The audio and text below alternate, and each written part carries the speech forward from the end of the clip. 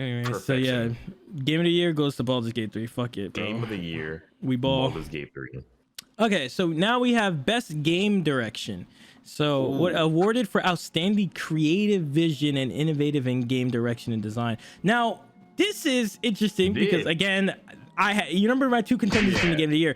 Exactly. I don't think I can give that to Baldur's Gate 3 anymore. I think this goes to Tears of the Kingdom now. I want to say this could go to Tears of the Kingdom too. Yeah, I was like, ooh, because Baldur's Gate 3 it took what was already there, you know, and made it very fucking good. Creative vision.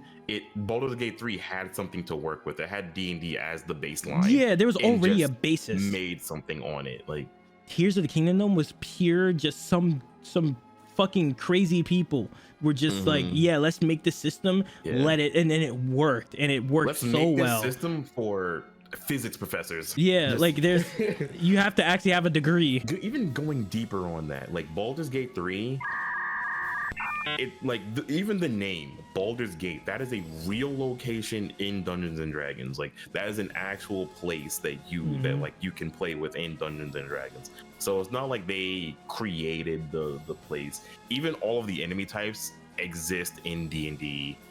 So they really had the entire formula and just kind of gave us something. It's really like they're like, you can see the rest of the games that Larian Studios makes. It's a lot of games that are just really inspired by Dungeons and Dragons in the first place. And this, I think, isn't this partner with Wizards of the Coast? Yeah, this is the first one where they actually had the rights to do like actual D&D and stuff like that. And they did amazing with it, and they did really well with it. 10 out of 10. But it was built on a foundation. Like I'm looking for innovation. Yeah, and if I'm saying innovation, saying something new, out of the entire roster here, I'm saying the only two that can really contend with it is Super Mario Bros. Wonder and Tears of the Kingdom.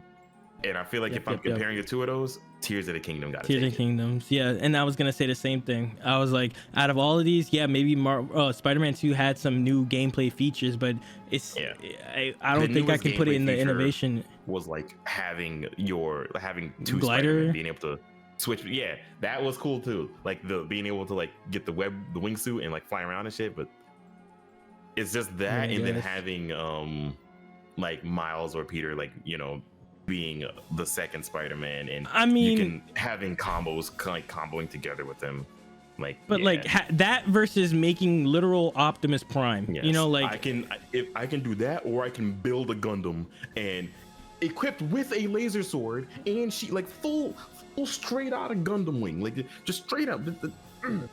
And I can be in here, and I can just box. I can make Godzilla with plasma beam breath, like, bro, uncontested.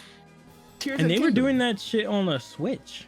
Now I want you to understand, if people don't know me, I'm a like gameplay programmer. I work in the gaming industry, and one of the main things that, you know, whenever we talk about like consoles and programming for it, Switch is probably the most dreadful one, mainly because it's not as powerful as we want to work with. So we end up starting to make a game that uses so much resources, and they were like, oh yeah, it's got to work on Switch, and we're like, you know, that's what the Switch is. It's kind of console. It's like, fuck. Now we gotta like downsize. We gotta like really go compact shit. But this thing is, you're literally over here doing like fucking what is that Pacific Rim level shit in an open world ass game on a Switch. Like that in its own right is innovative and beautiful. Again, it just hard locked me into Tears of the Kingdom for me. So best game direction goes to this dude. Shout out. A little tough, I'm not gonna lie. All right, well, let's see. I mean, I want to say it's a little tough, but it really might not be. Best narrative. Yeah, best narrative. Okay, so outstanding storytelling. Yeah, I didn't play Cyberpunk 2077 or Final Fantasy 16, but I did watch complete gameplay from both of those, like the full story mode, because I know I'm not buying those games. I know I'm not gonna get them. But I did watch like a pretty much a whole walkthrough.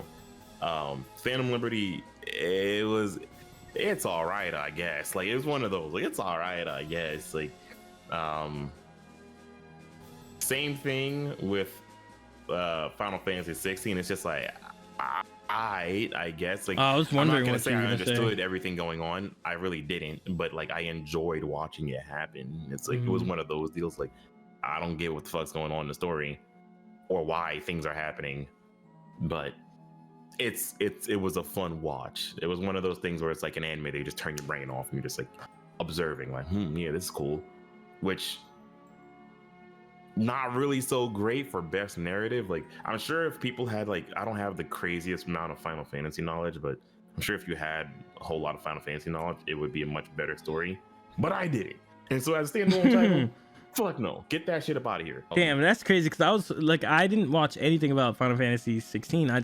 I heard it was good, and I never really watched it. So I was really kind of relying on you to give that point. But now you're saying like, yeah, it's I was like, okay, if you have background knowledge of Final Fantasy, then this shit's kind of fire. But if you don't, and it's a standalone title, and like, you know, you're trying to pay attention, but you're just like, there's a lot of shit going on. Nah. By comparison to the rest of these things on here, nah.